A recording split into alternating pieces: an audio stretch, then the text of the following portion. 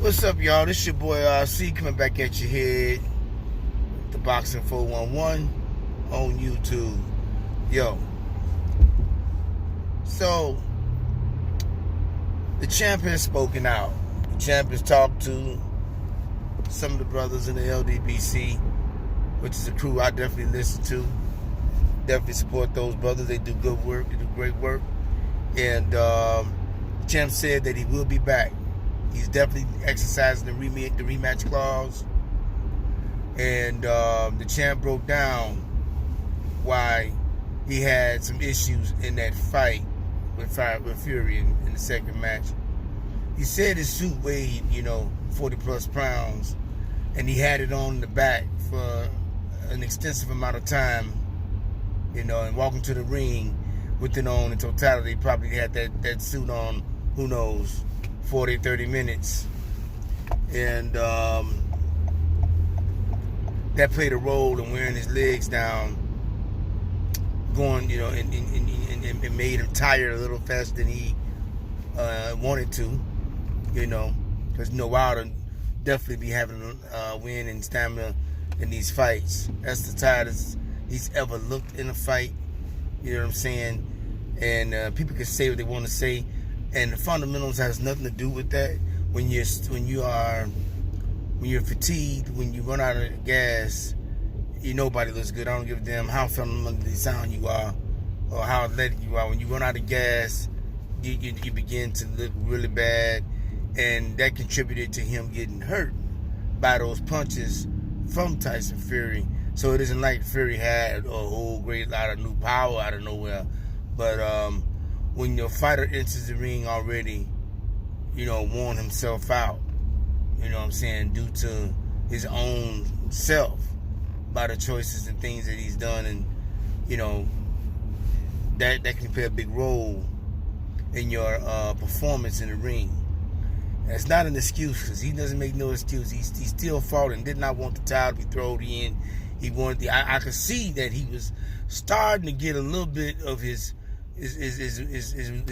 legs wind back in that seventh round, because Tyson Fury, when he threw those last punches for the ref stopped the fight, he didn't hit him with every punch. Matter of fact, I believe if the fight had went on, Fury would have gassed out probably around the 8th or 9th round, and then Tyson Fury would have fully recovered from that, walking the ring. But he was taking some serious punches and early on, and he was getting battered around, and to keep Fury laying on his back, he leaned up on the ropes more and absorbed punches, trying to let things go by, trying to get his body enough time to get rejuvenate, to get his wind back. You know what I'm saying? If you watch the fight, you can see that he saw that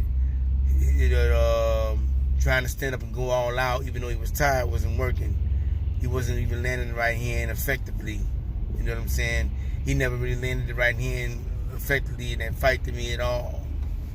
But he did put forth a champ's effort, regardless of his situation.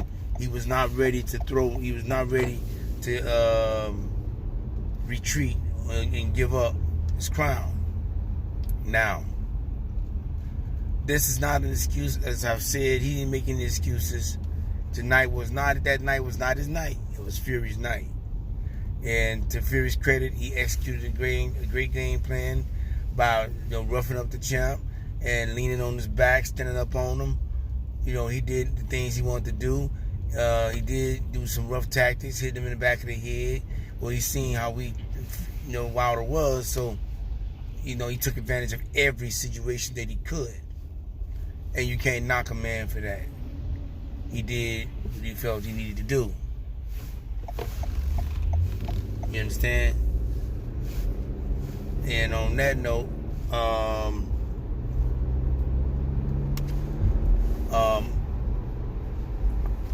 Tyson Fury deserves the credit for the performance that he did put in. Now, I was listening to ESPN also, and Max Kellerman got on the horn, and he was on TV saying that it was up to Tyson Fury that the rematch happens, which confused a lot of people. He didn't make sense to me at all. Usually it's up to the person that lost the fight if they want to take the rematch or invoke the rematch clause in the contract. See, Max started running off at the mouth like he always do. You know, he don't want to see or the thought of Deontay Wilder coming back and possibly getting his belt back, which he is definitely capable of doing. This, they don't want to happen. They don't want Wilder to come back and be successful. They want Tyson Fury to leave off in some fairy tale-ish type way.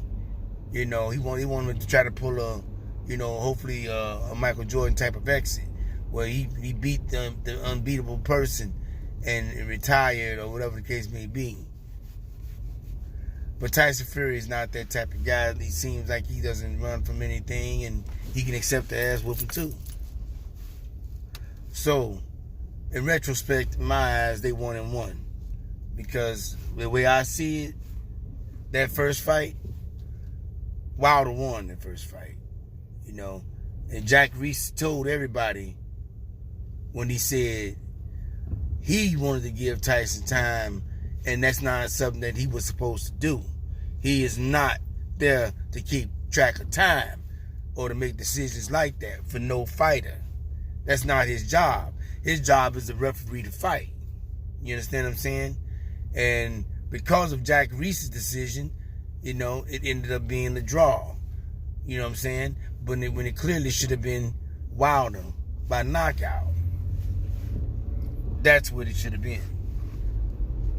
And those who don't like it, don't accept the truth, ain't shocked by it, because, I mean, a lot of people that don't like it and don't accept the truth don't surprise me, because they pretty much don't like the truth of anything anyway.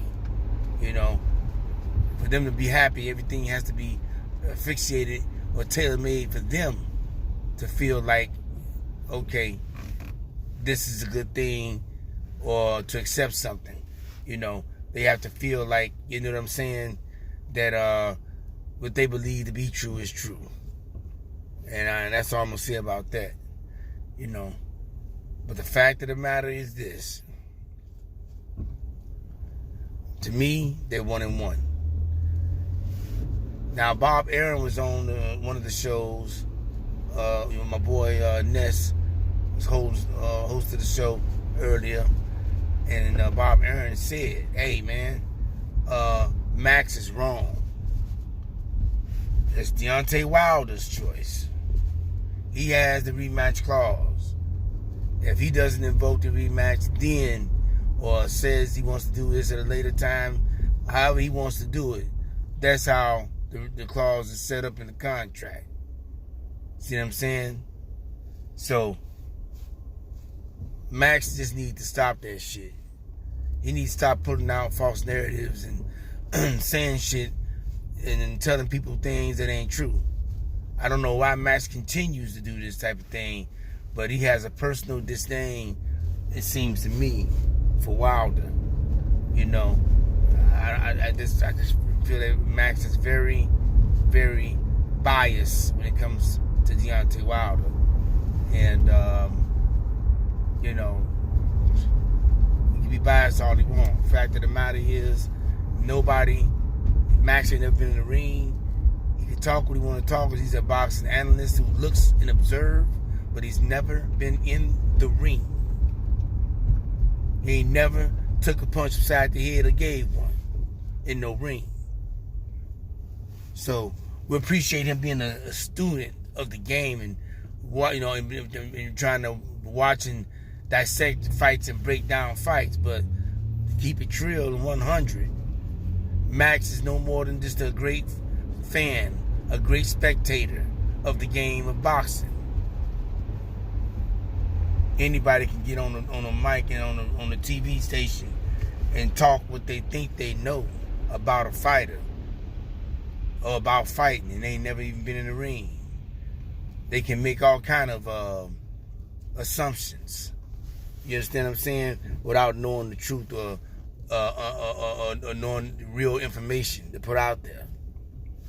and some people gonna listen to that type of dude and run with it. But I knew Max was talking out the side of his neck, and that wasn't happening. So you need to keep control of his Popeyes and understand. Stop putting out false narratives. But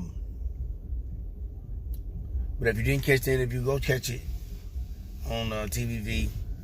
You know, the Boxing Voice. I think Ness did a good job with that interview with Bob Arum. And I look forward to seeing this trilogy, because, you know, now we got to see what kind of adjustments Wilder's going to make. Going back into this fight, going into a third fight, we're going to see the adjustment Wilder makes.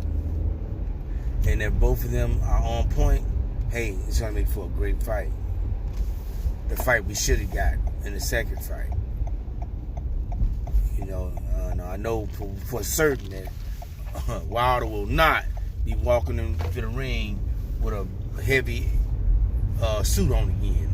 I don't see that happening again.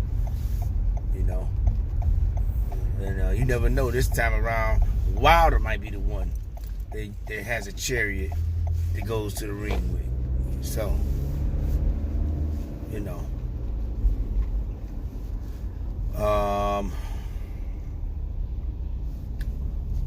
this is gonna make for a great and interesting fight. It's gonna make for a great and interesting fight coming in the summer probably. So they're not gonna fight on Cinco de Mayo. Bob did say that he'll leave that date alone for the Canelo. You know, whoever, you know, his good friend Canelo, whatever. He'll leave that date for them. But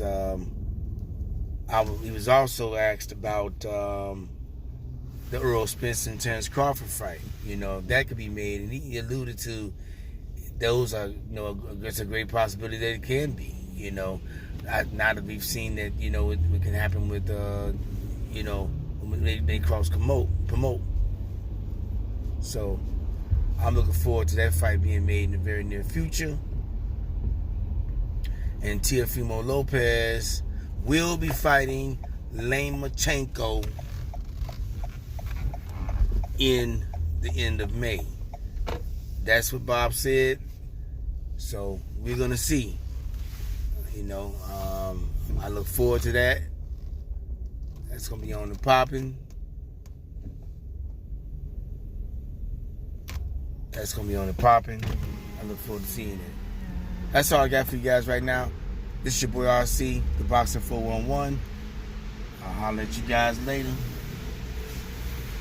Be smooth. Smash the like button.